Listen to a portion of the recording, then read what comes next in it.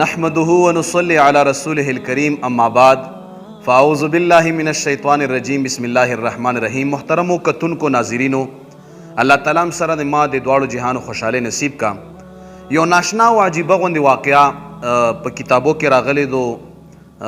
ابواللیث سمرقندی رحمت الله تعالی علیه په خپل کتاب کې دا خبر را نقل کړی دو چې د یو پیرا د عمر فاروق رضی الله تعالی عنہ نبی علیہ الصلوۃ والسلام مبارک دربار لاره روان دی او په دغه دوران کې عمر فاروق رضی الله تعالی عنہ یو سړی ولیدو چې هغه ژاړي او په لاره کې ناست دی.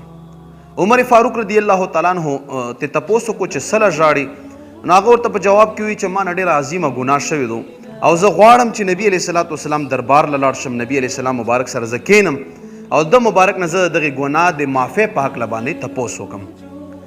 هغه ورته وفرمایي چې راځه. عمر فاروق رضی الله تعالی عنہ دا سړی ځان سره روان کړو او تر دغه پرې چې عمر فاروق رضی الله تعالی عنہ حضور علیه السلام دربار ته ورسېدو، نبی علیه السلام مبارک له عمر فاروق سے ورننوتو او دغه بهر ژړېدونکی کس چې هغه بهر پاتې شو.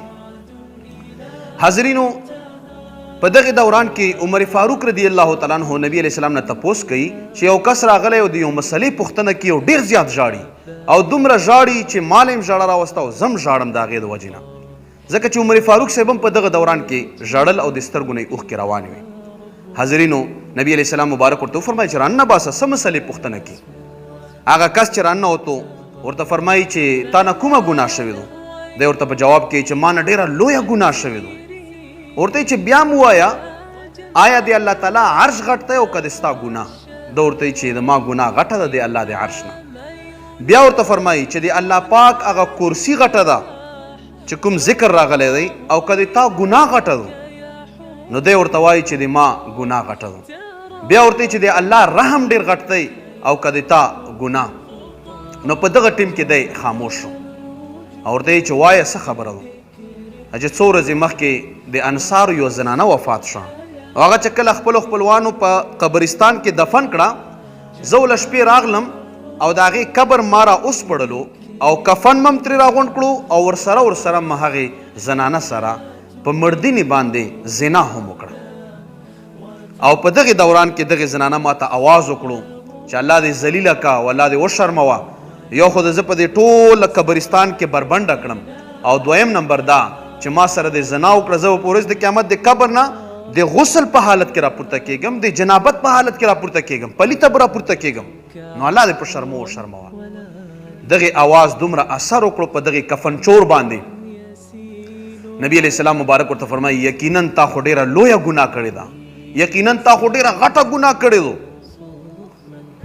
په دغې دوران کې دا کفن چور د نبی علیہ السلام د مجلس نه راپورته شو او لاړو غره طرف ته لاړو او د دې یاري چې نبی علیہ السلام مبارک ځنې حکم ځنې خبره ونه کړي چې هغه د ما دپاره نقصاني وي.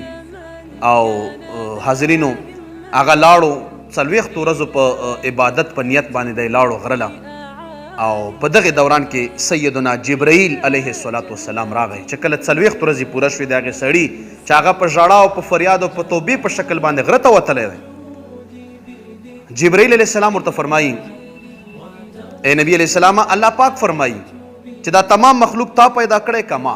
نبی علیہ السلام ورته فرمایي چې الله پیدا کړی. جبرائیل علیہ السلام ورته فرمایي چې الله فرمایي چې دا تمام مخلوق له رزق ته ورکوي او که زه؟ نبی علیہ السلام ورته فرمایي چې نه، الله پاک ورکوي. جبرائیل علیہ السلام ورته فرمایي چې الله فرمایي چې دا تمام ګناهونه ته بخي او که زه بخم؟ نو نبی علیہ السلام ورته فرمایي چې نه، الله تعالی تمام ګناهونه بخي. چې ښه، هغه سړي پسې ځواب ولګه او هغې سړي د الله په دربار کې په دې 40 ورځو کې دومره ژړا او فریاد کړی دی چې هغه ژړا او فریاد د وجې نه الله تبارک وتعالی هغه انسان ته تمام ګناهونه معاف کړي دي. رونو هم کتل څومره رحمان رحیم رب دی، څومره حنان منان رب دی چې هغه د یو کفن چور او بیا داسې کفن چور چې مړي سره یې زنا کړې ده، هغه هم مطلب چې د الله پاک په دربار کې د هغې د بخښنې چې کومه تمنا وه کومه آرزو وه هغه الله پوره کړه. راځئ الله رحمان و رحیم ذات دی، خو موږ تاسو له لږ محنت، لږ کوشش، لږ الله طرف ته توجه پکار دو. الله د موږ تاسو ټولو واړه او غټ ګناهونه وبخي. آمین یا رب العالمین.